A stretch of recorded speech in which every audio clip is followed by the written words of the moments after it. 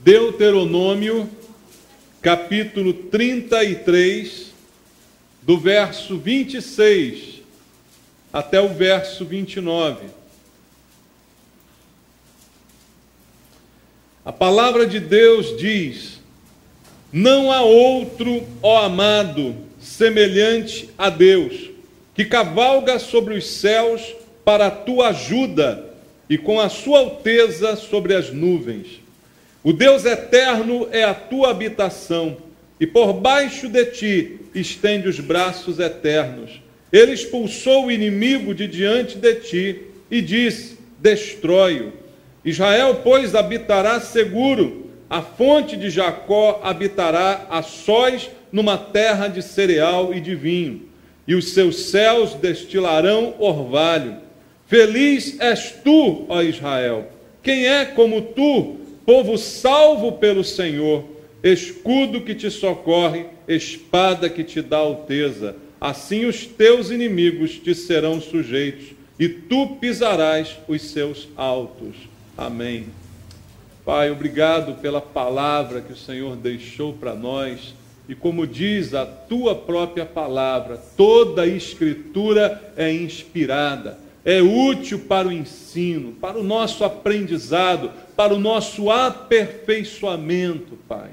E que a palavra do Senhor essa noite possa nos aperfeiçoar, possa nos mudar para melhor, Pai. Que nós possamos aprender contigo, crescer na fé, no conhecimento, diante do Senhor, para vivermos de acordo com a tua vontade. Que a nossa vida possa espelhar a tua vontade, Pai, e que a tua palavra nos ensine a viver dessa maneira, que ela seja vida para cada um de nós. E eu te peço, ó Deus, a unção do Espírito Santo, o poder do Senhor na minha vida, para que eu possa ministrar a palavra de acordo com a tua vontade, Pai. Que seja eu um instrumento do Senhor, com a unção, com a graça, com a misericórdia de Deus, para que o Senhor use a minha vida e todos nós sejamos esta noite abençoados pela ministração da tua palavra. Oramos juntos em nome de Jesus. Amém. Podem sentar, irmãos. Amados, que texto lindo nós lemos aqui, do Senhor com o povo de Israel, a palavra de Deus sendo ministrada a eles, mostrando quem é Deus para aquele povo. E eu creio, como já disse aqui várias vezes, que nós, igreja, não substituímos Israel enquanto povo de Deus. Israel ainda é o povo de Deus. Mas, como diz a Bíblia, nós fomos enxertados nessa mesma raiz. Então, nós também hoje temos a qualidade de sermos povo de Deus. E aquilo que Deus era para Israel também é para nós. O cuidado de Deus é o mesmo, irmãos. E eu creio que há muito que nós podemos aprender. Porque, veja, nós vivemos num mundo, numa época de muita crise, de muita dificuldade, de muita luta.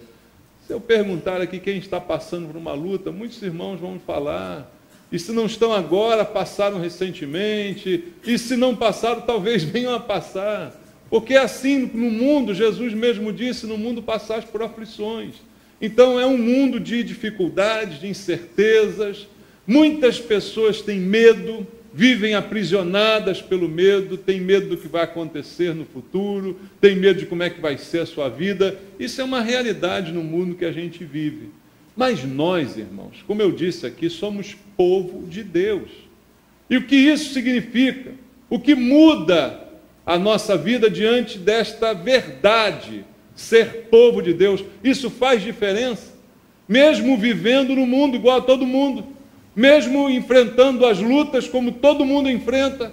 Crentes não são especiais nesse sentido, porque a Bíblia mesma afirma que o sol nasce sobre justos e maus, a chuva cai sobre justos e também pessoas ruins. Então, tudo acontece a todos, como diz a Bíblia. Mas qual é a diferença de ser povo de Deus? Esse texto, eu creio que ele nos ensina. Porque, apesar de passarmos por tudo que todo mundo passa, a diferença é que temos Deus. Essa é a grande diferença. A diferença é que temos Pai. A diferença é que não estamos órfãos, como diz a palavra do Senhor Jesus, né? A diferença é que Deus está cuidando de nós, porque somos seu povo, embora permita muitas lutas, muitas tribulações, mas está cuidando da nossa vida, queridos. Então, a nossa certeza, ela é absoluta. Por isso, a Bíblia diz, sem fé é impossível agradar a Deus. Porque o que é fé, irmãos?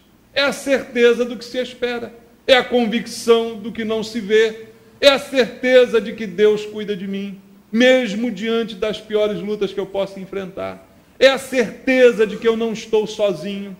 E esta certeza me dá esperança, a certeza do que eu espero, a convicção do que eu não vejo é a minha fé. Então, a grande diferença do povo de Deus para os demais é que nós temos Deus. E porque temos Deus, temos esperança, temos certeza, temos o Senhor, temos isto como algo absolutamente certo na nossa vida, de que estamos seguros com o nosso Deus. Essa é a grande diferença. Então, o fato de sermos povo de Deus deve significar muita coisa para nós. Mas a pergunta é, será que você, eu, temos essa consciência em todo o tempo? Ou as lutas nos fazem esquecer dessa verdade? Ou os problemas nos fazem esquecer do Senhor que tem cuidado de nós? Vejam, o texto que a gente acabou de ler aqui, Moisés está praticamente se despedindo do povo. Ele já sabia que não iria entrar com eles na terra prometida, mas está sabendo também que a sua morte estava próxima, e ele está então se despedindo do povo de Israel. E na sua despedida ele invoca uma bênção sobre cada tribo de Israel, e no finalzinho ele traz as palavras que nós lemos aqui. O que ele está dizendo ao povo, em resumo, é: vocês têm um grande privilégio, o privilégio de ter Deus, o privilégio de serem filhos de Deus. Esse é um privilégio que nenhum outro povo, nenhuma outra nação em volta de vocês desfruta. O privilégio de pertencer a Deus. Esse privilégio é nosso hoje, irmãos. Nenhum outro povo pode desfrutar desse privilégio, a não ser o povo de Deus. Aqueles que foram feitos filhos de Deus, porque creram em Jesus, como diz João 1,12. Então é um privilégio que nós precisamos nos lembrar disso. E a lembrança que Moisés faz ao povo é muito substancial. Versículo 26, ele diz: não há outro, ó amado, semelhante a Deus. Ele já começa colocando essa verdade. Não há nenhum outro a quem você possa recorrer, não há nenhum outro que possa te ajudar, não há nenhum outro ser que seja semelhante ao teu Deus. Ele é único, lembre disso, é único. E ele também deve ter a exclusividade do teu coração, porque não há nenhum outro que possa se comparar a ele, que seja semelhante a ele. E ele diz mais, que cavalga sobre os céus para a tua ajuda. Veja, Deus não tem quem você possa comparar com ele, e ainda por cima, ele está batalhando, cavalgando pela tua ajuda. Está aí para te ajudar. Deus nos ajuda, irmãos. Uma certeza e uma convicção que um crente tem que ter. Por mais que as lutas sejam complicadas de enfrentar, você não está sozinho. Não há ninguém semelhante ao teu Deus, e o melhor é que Ele está vigilante para te ajudar. Veja, cavalga pelos céus, simbolizando alguém que está ali vigilante, como um guarda vigiando, sabendo de tudo que está acontecendo, e está aí para te ajudar, como diz aqui a palavra do Senhor. Essa é a lembrança que Moisés está deixando ao povo, que ele iria partir, mas queria deixar essa palavra para que ficasse gravada no coração de cada um deles. No versículo 27, ele diz: o Deus eterno é a tua habitação, e por baixo de ti estende os braços eternos, Ele expulsou o inimigo de diante de ti e disse: destrói-o. O Deus eterno é a tua habitação. Você já parou para pensar no que é isso, irmãos? A gente, às vezes, lê o Salmo 91, aquele que habita no esconderijo do Altíssimo, a gente louva e tal. Mas será que a gente entende o que é ser Deus, a nossa habitação? Vejam o que Moisés está dizendo: o Deus eterno é a habitação de vocês. Não é a terra que ele deu para vocês, não é a casa que ele deu para vocês, não são os carros, os bens que vocês têm. Ele mesmo, o eterno, é a sua habitação. O que é a sua habitação, irmãos? A habitação, a nossa habitação, é o lugar que nós escolhemos para viver, não é verdade? Com raríssimas exceções, você escolhe normalmente qual o lugar aonde você vai viver. Na sua habitação é o lugar onde você passa a maior parte do seu tempo, né?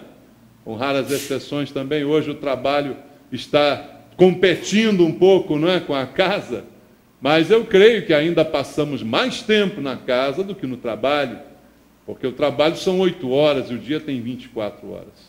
A nossa habitação é o lugar que nós escolhemos viver. E é o lugar onde passamos a maior parte do nosso tempo. E Moisés está dizendo: Deus eterno é a sua habitação. Você escolheu o seu Deus. E você deve gastar a maior parte da sua vida com Ele. Se Ele é a tua habitação, como diz Moisés. E veja, habitação, lar, casa, normalmente, irmãos, é o lugar onde a gente se sente mais seguro. É ou não é? Por mais que a gente, às vezes, possa morar até numa área de risco, né? Mas você pensa o seguinte: você está indo para casa, você está dizendo, tomara que eu chegue em casa. Deus, me livra da bala perdida, me livra disso, daquilo. Aí quando você chega em casa, abre a porta, fecha a porta atrás de você, qual é a sensação? Segurança, né? Cheguei num lugar seguro. Porta para dentro, pelo menos você tem a sensação de que está num lugar seguro, a sua casa, a sua habitação. E Moisés está dizendo: Deus é a habitação de vocês. Você está seguro no Senhor?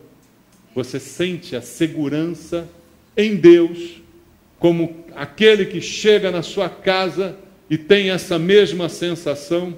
Então, se Deus é a minha habitação, em quem eu devo buscar segurança? Me diga, meu amado. A segurança que eu preciso, que eu quero, que eu desejo, só Deus pode me dar. Não há outro que possa me dar a mesma sensação de segurança. Não há alarme que você coloque, não é, que te dá a sensação de segurança. Não há segurança armada, não há carro blindado. A tua segurança é o Senhor, a tua habitação. E você não pode abrir mão disso. Veja, é o lugar que você escolheu, a tua habitação, o lugar que você escolheu para você. E Deus, Ele quer ser escolhido também, porque Ele nos deu essa liberdade de escolha. Ele quer ser escolhido. E muitos preferem não escolher Deus. Muitos preferem buscar socorro nos deuses do mundo, nos ídolos, buscar socorro nos poderes humanos, nas instituições humanas. Deus quer ser escolhido como a sua habitação, como lugar em que você se sente seguro. Na presença dEle, você se sente bem. É isso que Deus quer ser para você. E é isso que Moisés está lembrando ao povo. O Deus eterno é a habitação de cada um de vocês. E aí, irmãos, vamos fazer uma pergunta hoje para nós. Isso tem sido verdade na minha vida, na sua vida? Deus tem sido a nossa habitação?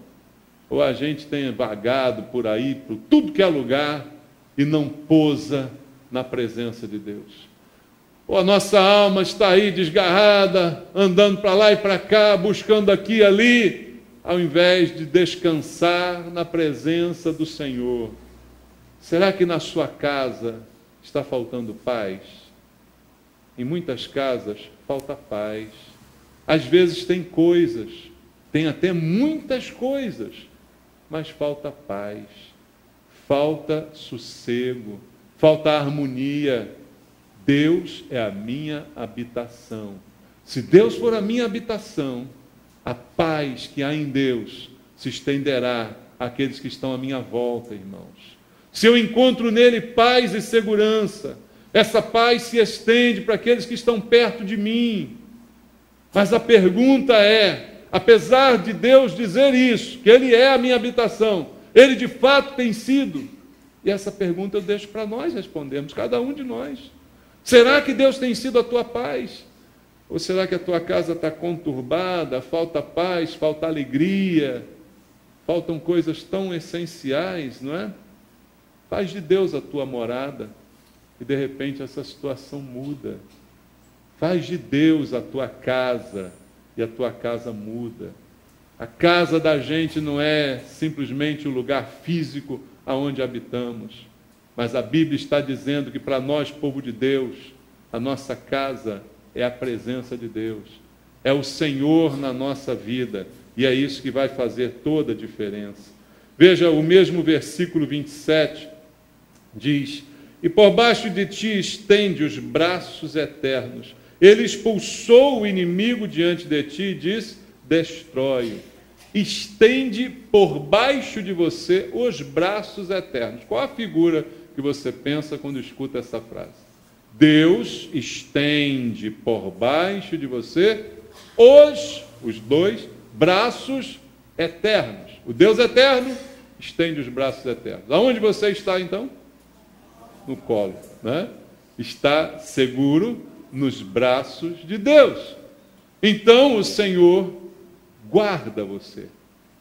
Ele coloca você nos braços. Ele sustenta você.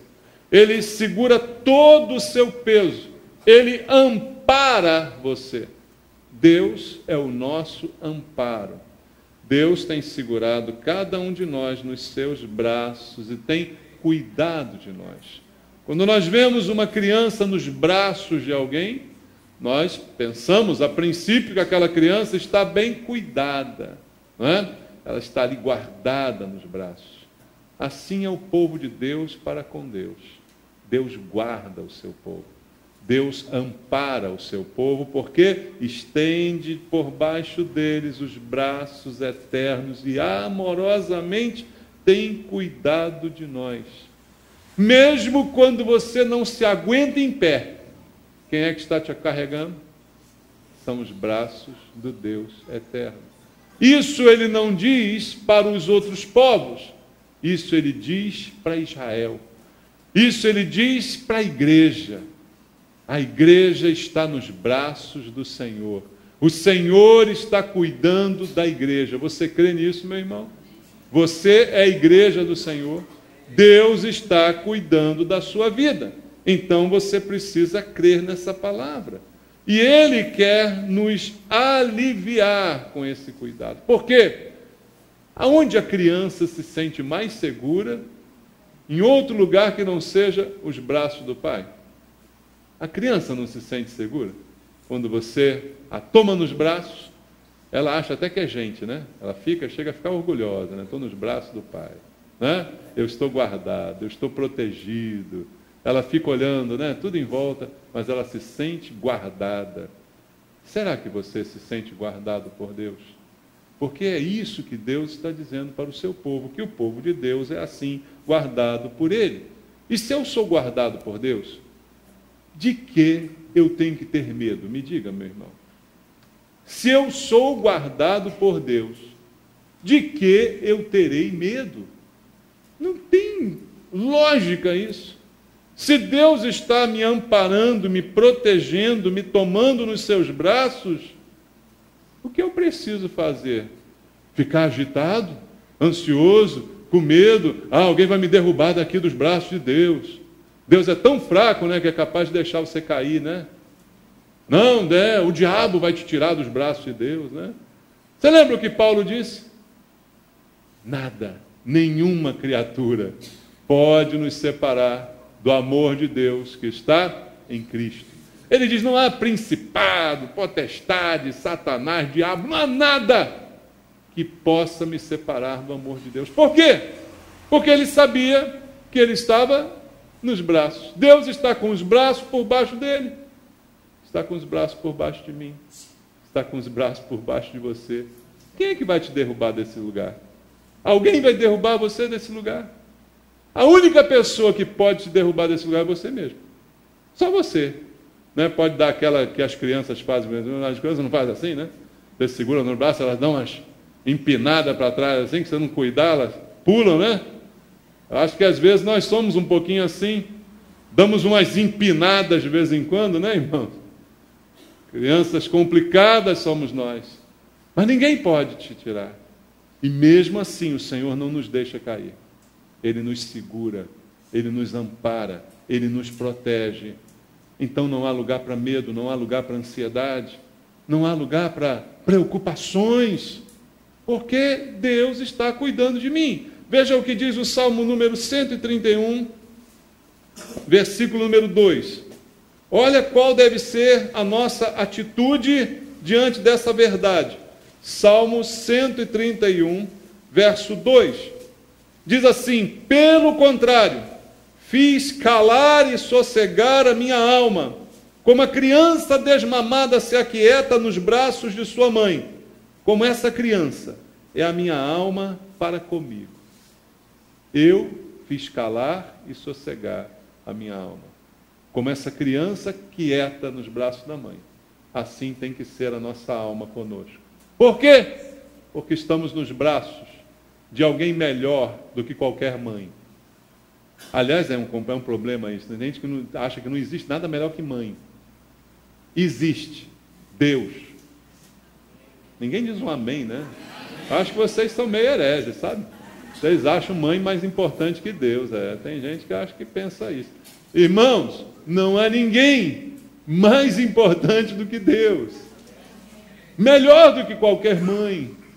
Porque a Bíblia diz que ainda que a tua mãe te abandone, ainda que uma mãe possa abandonar um filho que mama, o Senhor não te abandonará. Você já leu isso na Bíblia?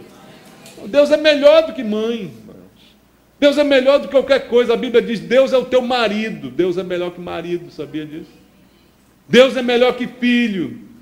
Deus é melhor do que qualquer coisa. Qualquer uma dessas coisas, marido, filho, mãe, pode te decepcionar, mas Deus não. Então você tem que calar e sossegar a tua alma, como uma criança, nos braços do Senhor. Para que espernear? A gente às vezes esperneia tanto, né? Está faltando umas lambadas na gente, sabe? Eu quando vejo uma criança esperneando, que vontade de tirar o cinto. Dá uma vontade de tirar o cinto.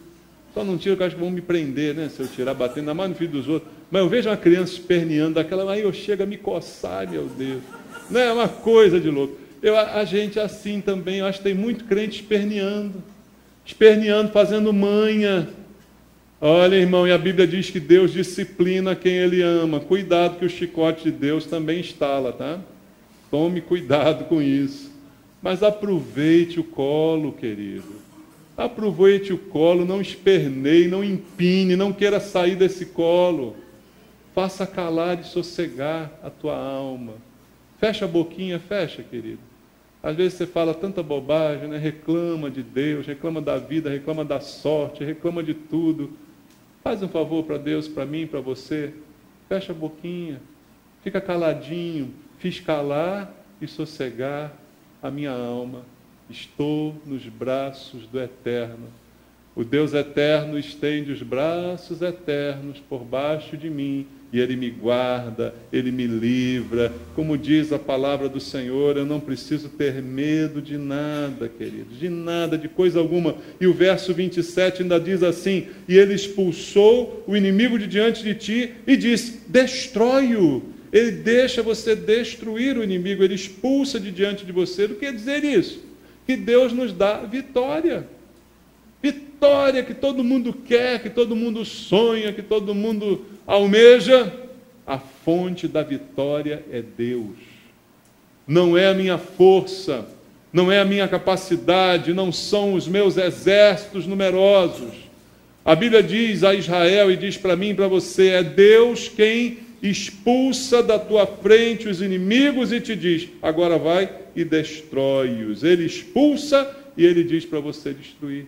Mas quem faz isso tudo é o Senhor. É Ele a fonte da nossa vitória. Então, Ele nos dá a vitória, Ele pega o inimigo, Ele imobiliza o inimigo, Ele cerca o inimigo e Ele ainda me dá o gostinho de vencer. Vai lá, agora pode ir destruir. Mas sou eu que estou fazendo isso tudo. Sou eu que estou aprisionando, que estou cegando, que estou isso, estou aquilo. Mas você pode ir lá e pensar que é você que está ganhando. Assim são as nossas vitórias. Nenhuma vitória que eu tenho é minha vitória. Foi Deus que me deu a vitória. Ele que me deu a vitória. Ele só me dá o gostinho de ganhar. Mas quem providencia tudo, tudo é o Senhor, irmãos. E a gente não pode esquecer disso. Veja, e quando ele fala do inimigo, eu fico muito cuidadoso com essa palavra, porque tem alguns irmãos que não sabem interpretar o Antigo Testamento, né? E aí ficam achando que inimigo é todo mundo, né? E todo mundo que é contra você é teu inimigo, já viu isso? Né? Tem uns que é assim, quem é contra mim é meu inimigo, né? Quem não concorda comigo é meu inimigo. Mas veja, amados, se fosse assim, o que a Bíblia nos diz no Novo Testamento? Que eu devo orar pelos meus inimigos, né? Que eu devo amar os meus inimigos. Então é uma visão um pouco diferente. Então, trazendo esse texto para a minha realidade, para os princípios que Deus está me ensinando através desse texto, o inimigo com o qual Deus vai me fazer vencer, vai me dar a vitória, pode ser eu mesmo. E às vezes, irmãos, eu digo a você sem medo de errar, o maior inimigo que você tem é você mesmo.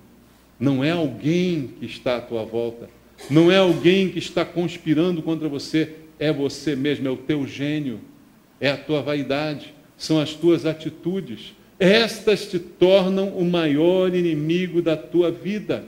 Os teus medos, as tuas ansiedades, elas se tornam os maiores inimigos. A mágoa que você guarda no teu coração, o sentimento de inferioridade, ou o sentimento de superioridade, pensar de si mesmo além do que convém, esse é o teu maior inimigo. Mas Deus está aqui nos dizendo que Ele, contra estes inimigos, também nos dá a vitória. Expulsou o inimigo de diante de ti e disse, destrói-o. Ao expulsar de diante de ti, é como se Deus tivesse isolado aquele inimigo e dito para você, agora vai lá e destrói ele. Assim Deus faz na nossa vida com relação a esses problemas que eu falei aqui. Problemas que habitam a nossa existência, desânimo, mágoa, violência, inveja, vícios, todas essas coisas que se tornam nossos inimigos.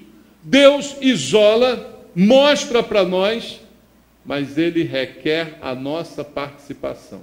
Ele diz, agora vai lá e destrói. Você tem que ir e destruir. Deus já cuidou do inimigo, Deus já amarrou, já aprisionou, já isolou, mas é você que tem que ir lá e agir contra ele. Não adianta ficar pedindo, Deus me muda, Deus tira esse meu gênio, Deus tira essa minha vaidade. Não adianta isso. É você que tem que fazer isso. Deus já te deu toda a capacidade de fazê-lo. Deus já te deu já mostrou para você que você é assim, que você é assado, que você não presta. Deus já te mostrou que você não presta. É só você ir lá agora e arrancar da tua vida isso que Deus te mostrou que não presta. Você vai lá e destrói, porque o inimigo, ele já isolou, ele já expulsou de diante de você, já está ali disponível para você atacar e vencer. Mas se você não atacar, você não vai vencer.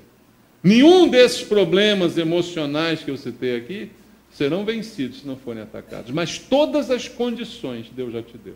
Está com você no colo, não esqueça disso. Não é? Está cuidando de você, está amparando você e já te deu todas as condições de você vencer. Volta lá no texto em Deuteronômio 33, vamos ler o versículo 28. Está escrito, Israel, pois, habitará, como que habitará? Seguro. A fonte de Jacó habitará a sós numa terra de cereal e de vinho. Os seus céus destilarão orvalho. Veja, Israel habitará seguro. Nossa segurança, mais uma vez, é o Senhor. Nossa segurança não vem de ninguém, não vem de nenhuma condição, não vem de nenhuma circunstância. Ela vem do Senhor. É Ele que me faz habitar seguro, mesmo cercado de inimigos. A sensação que as pessoas têm às vezes é que segurança é ausência de conflito, segurança é ausência de perigo, segurança é ausência de ameaça. Não! Segurança é tudo isso diante de tudo isso. É você ter segurança de Deus mesmo diante das ameaças todas, mesmo cercado de bandido por todo lado.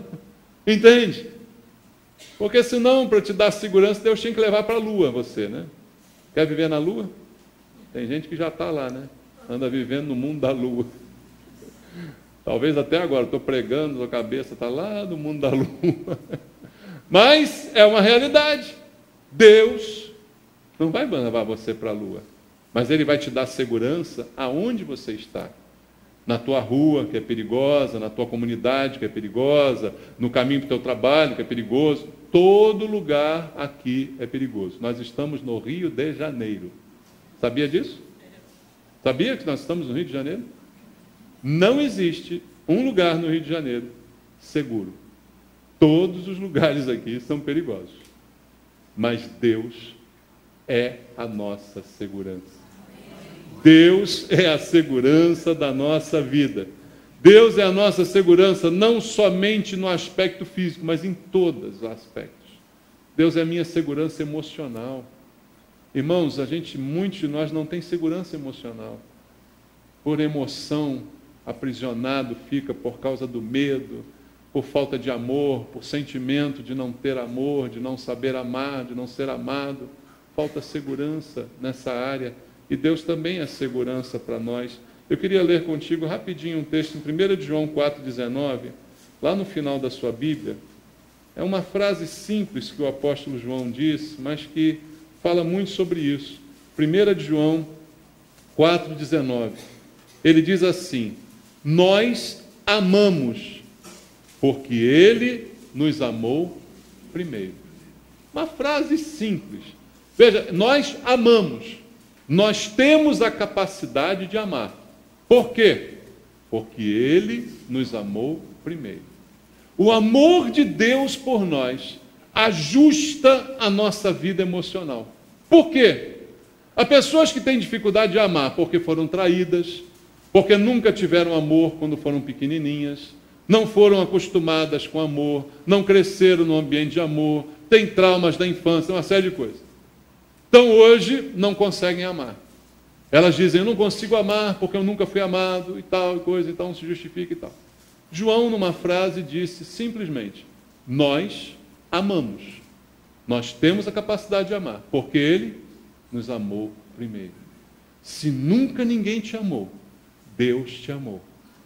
Deus amou o mundo de tal maneira que deu seu Filho por você. Então, se nunca você experimentou o amor, agora você experimentou o amor. E isto te capacita a amar, como diz João. Nós amamos. Acabou o problema emocional. Acabou a crise existencial. Eu amo e sou capaz de amar, porque eu primeiro fui amado por Deus. Eu não fui amado por Deus porque eu mereci. Há pessoas que têm traumas terríveis, porque se esforçavam quando pequenininhos para agradar o pai e a mãe, e o pai e a mãe nunca reconheciam aquilo que a pessoa fazia, nunca davam um carinho, nunca davam um abraço. Ela cresce inutilizada para a vida, para os relacionamentos, porque fica debaixo daquela trauma, daquela coisa, nada que eu faço dá certo, porque nunca ninguém reconheceu o que eu faço e tal. Deus não te amou porque você mereceu. Deus não te amou como um prêmio por uma boa ação que você fez. Deus te amou sem você merecer nada. Então João, numa frase, resume: nós amamos porque Ele nos amou primeiro. Nós hoje somos capazes de amar alguém porque Deus amou a gente primeiro, sem merecimento, sem tomar lá da cá. Ele nos amou primeiro. Acabaram-se os problemas emocionais. É o que diz a palavra do Senhor. Deus é também a minha segurança física, como eu disse aqui. Eu quero ler com você o Salmo 127. Você já conhece, mas é bom frisar. Versículo 1 diz assim: se o Senhor não edificar a casa, em vão trabalham os que a edificam. E se o Senhor não guardar a cidade, em vão vigia a sentinela. Ele é a minha segurança.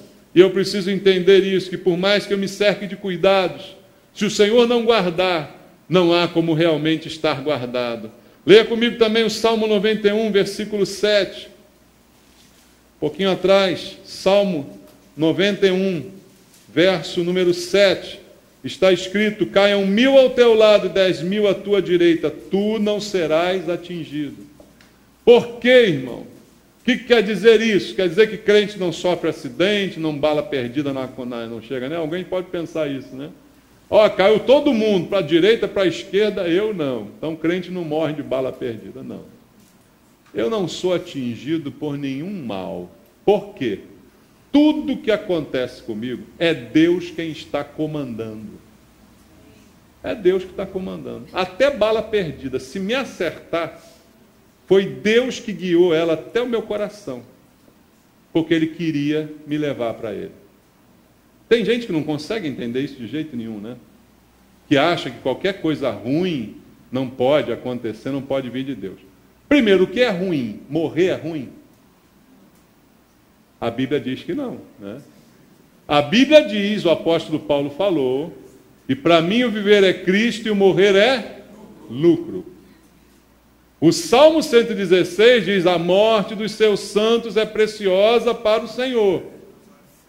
Então, vamos parar com esse negócio de que morte é uma coisa ruim. Se a minha vida está nas mãos de Deus, é Ele que dá o start e é Ele que dá o end. É Ele que termina. Foi Ele que me deu, é Ele que me tira. Como disse Jó: o Senhor deu, o Senhor tirou, louvado seja o nome do Senhor. A vida que você tem foi Deus que te deu, a hora que Ele quiser Ele tira. E quando Ele tirar, vai ser o melhor dia para você. Vai ser o melhor tempo. Pode ser ruim para os que vão ficar, sentir tua falta, qualquer coisa desse tipo. Mas para você vai ser o melhor dia. E Deus sabe também a hora, o lugar, o momento e o que é melhor para cada um de nós. Então não tem crise, queridos. Não tem crise. Deus é a minha segurança. E eu preciso estar seguro no Senhor. Outra área que a gente tem tanto problema de segurança é a área financeira, né, irmãos? Quanta gente morre de medo de perder dinheiro, perder emprego, perder isso, perder aquilo, ficar pobre. Tem muita gente que não vive com medo dessas coisas. Ora, o Deus que me guarda, o Deus que me dá segurança emocional, também não vai me dar segurança financeira. Isso não significa ser rico. Quando Jesus, lá em Mateus 6, exemplificou sobre isso, ele disse: olhem para os lírios do campo, olhem para as aves, olhem para essas coisas tão simples que Deus criou e cuida delas. Vocês não valem muito mais do que elas? Se Deus cuida assim dessas coisas tão simples, não vai cuidar assim de vocês e ainda melhor, vocês que são tão complexos? Deus vai cuidar muito mais. Então tenha segurança. Segurança, minha vida financeira também está nas mãos do Senhor. O Senhor deu, o Senhor tirou. O que eu posso crer é que estou seguro com Deus. Vamos ler um versículo no Salmo 37, versículo 25. Está escrito: fui moço e já agora sou velho, porém jamais vi o justo desamparado, nem a sua descendência a mendigar o pão. Veja, o essencial não vai faltar. O pão nosso de cada dia, Deus nos dará. Segurança que eu tenho que ter em Deus, irmãos. Segurança em todos os aspectos da vida. Você não ficará desamparado. Por quê? Lembra dos braços de Deus? Onde é que eles estão? Por baixo de você, amparando você, guardando você, segurando você. Então a tua vida financeira também está nas mãos de Deus. E o justo não vai ficar desamparado, nem os seus descendentes vão mendigar o pão. Por quê? O justo trabalha pelo pão e ele ganha o seu pão, porque Deus abençoa o seu trabalho. Mendigar não é uma opção para o justo, porque Deus o abençoa e multiplica o fruto do seu trabalho. Seja ele qual for, por mais humilde que seja, o Senhor multiplica o fruto do seu trabalho. então a minha segurança é o Senhor. E quanto à morte, como eu disse aqui, não há o que temer. Leia comigo 1 Coríntios 15, o que o apóstolo Paulo fala a respeito da morte. 1 Coríntios capítulo 15, versículo 54 até o versículo 56. Diz assim: e quando este corpo corruptível se revestir de incorruptibilidade, e o que é mortal se revestir de imortalidade, então se cumprirá a palavra que está escrita: tragada foi a morte pela vitória. Onde está, a morte, a tua vitória? Onde está, a morte, o teu aguilhão? O aguilhão da morte é o pecado, e a força do pecado é a lei. Onde está, a morte, a tua vitória? Tragada foi a morte pela vitória. Até sobre a morte o Senhor tem poder. Jesus não disse que aquele que crê nele, ainda que morra, viverá? E todo o que vive e crê em mim não morrerá eternamente? Então, por que medo da morte? Por que medo disso, medo daquilo? Se Deus está com os braços eternos por baixo de mim, me guardando e me protegendo. Volta lá no texto, para a gente encerrar, Deuteronômio 33, vamos ler o versículo 29. No verso 29 termina Moisés dizendo: feliz és tu, ó Israel, quem é como tu, povo salvo pelo Senhor, escudo que te socorre, espada que te dá alteza. Assim os teus inimigos te serão sujeitos, e tu pisarás os seus altos. Eu posso ler assim: feliz és tu, igreja, quem é como tu, povo salvo pelo Senhor. Feliz é você, igreja. Feliz mesmo é o povo salvo pelo Senhor. Esse texto fala conosco, irmãos. Ele é a fonte da nossa felicidade. Feliz é você, igreja, povo salvo pelo Senhor. Nós fomos salvos por Deus. Isso tem que trazer felicidade, bem-aventurança para a nossa vida. Só este fato já deveria ser suficiente para a nossa felicidade. Porque quem encontra com Deus, é como diz a Bíblia no Novo Testamento, encontra um tesouro. Vende tudo que tem para comprar aquele campo onde está aquele tesouro. Porque não há nada mais importante nem valioso do que aquilo que o Senhor deu a você. A salvação, a paz, a alegria, todas as coisas que vimos aqui nessa mensagem. Então, quem encontra com Deus conhece a paz, conhece a razão de viver. Feliz é você, igreja, povo salvo do Senhor. Irmãos, fonte de felicidade é Deus. Eu pergunto, você está buscando tua felicidade aonde? Pensa um pouquinho sobre isso. A grande causa da infelicidade de muita gente é porque a pessoa vai buscar felicidade aonde ela não existe. Em coisas, em pessoas, em situações que não podem trazer felicidade. Felicidade, em primeiro lugar, vem do Senhor. Ele é a fonte da felicidade. E com Deus, as outras coisas acabam se tornando coisas boas para nós. Mas sem Deus, não é marido, não é mulher que vai te fazer feliz. Não é dinheiro que vai te fazer feliz, nem saúde te fará feliz. Sem Deus, nada será suficiente para a tua felicidade. Mas Ele é a felicidade da nossa vida. Talvez a felicidade esteja faltando para muitos, porque você está olhando na direção errada. Você está desviando os teus olhos do Senhor e buscando felicidade aonde não pode te oferecer. Olhe para o Senhor. Olhe para Deus, Ele é a fonte da felicidade. Não há povo feliz como você, Israel. Não há povo feliz como você, igreja. Povo salvo pelo Senhor. É para nós essa palavra. Então, se você quer ser realmente feliz, olhe para Deus. Não olhe para o lado, olhe para o Senhor. Não olhe para as circunstâncias, nem para as tristezas.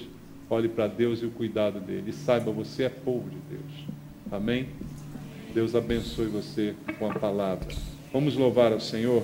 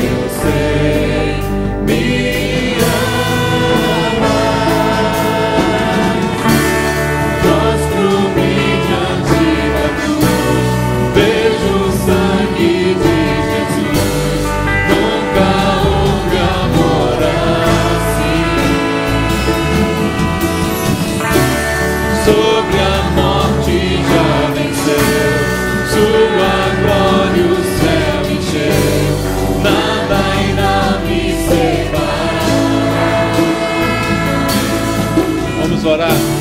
Vamos falar com Deus. Creia que Deus te ama.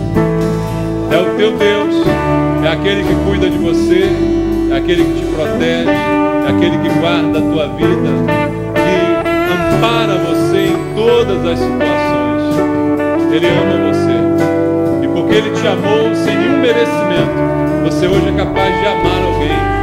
Você hoje é capaz de ter uma vida saudável, espiritualmente, emocionalmente. Você hoje é capaz de ter segurança, porque Ele te amou sem nenhum merecimento. Peça a Deus essa noite que essa verdade seja implantada no teu coração, para que a tua vida possa mudar a partir de agora. Pai, eu te peço essa noite por um milagre na vida de alguns aqui, ó Deus, de alguns que talvez chegaram aqui essa noite desanimados, se sentindo desamparados, se sentindo abandonados. Meu Deus, em nome de Jesus, que esta palavra possa gravar o coração de cada um dos teus filhos aqui, ficar gravada no coração, para que possam lembrar de quem é o Senhor, e que nós somos teu povo, e que o Senhor cuida de nós, apesar das circunstâncias, Pai. Tira de nós todo medo, toda angústia, toda ansiedade, todo pensamento maligno, Pai. Tira de nós o inimigo que há dentro de nós, para que possamos identificá-lo e vencê-lo. Deus, em nome de Jesus, abençoa teus filhos nesse lugar, com a tua palavra, com a tua direção, para que possamos viver da maneira como o Senhor deseja que vivamos, na bênção do Senhor e na direção do Senhor, na alegria e na felicidade que procedem de Deus. Que o teu povo encontre felicidade no Senhor, a fonte de toda a felicidade, em nome de Jesus. Amém. Deus abençoe. Vamos louvar. Tu és meu guia. Guia-me, Senhor. Meu protetor. Ele me protege. A mão me firma. Ele me firma.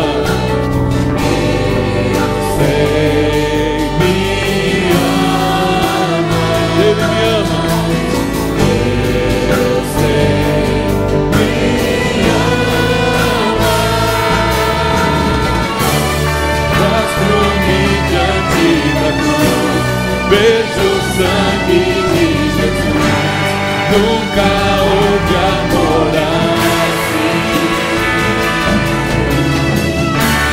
Sobre a morte já venceu, sua glória o céu encheu, nada irá me separar.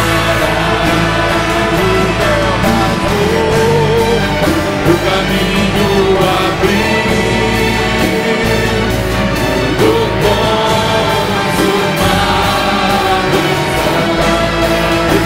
Senhor é o o caminho abriu, o consumado,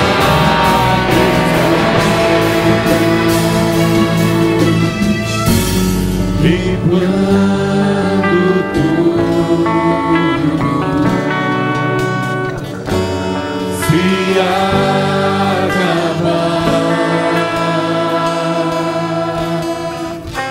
estarei seguro, pois sei me amar, pois sei me amar. Prostro-me diante da cruz, vejo o sangue de Jesus, nunca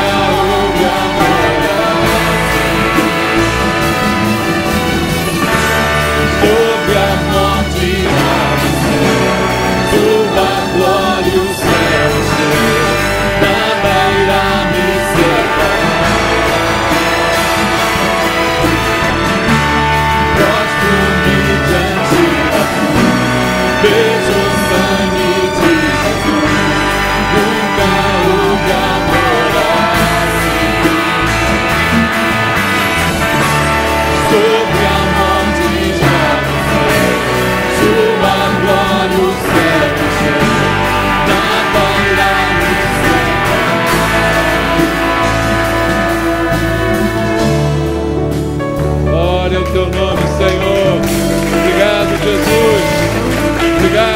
teu cuidado conosco. Glória a Deus. Aleluia. Amado, de nada adianta essa palavra se você não crer nela, se você não confiar nela, se você não a viver a partir de agora. Amém?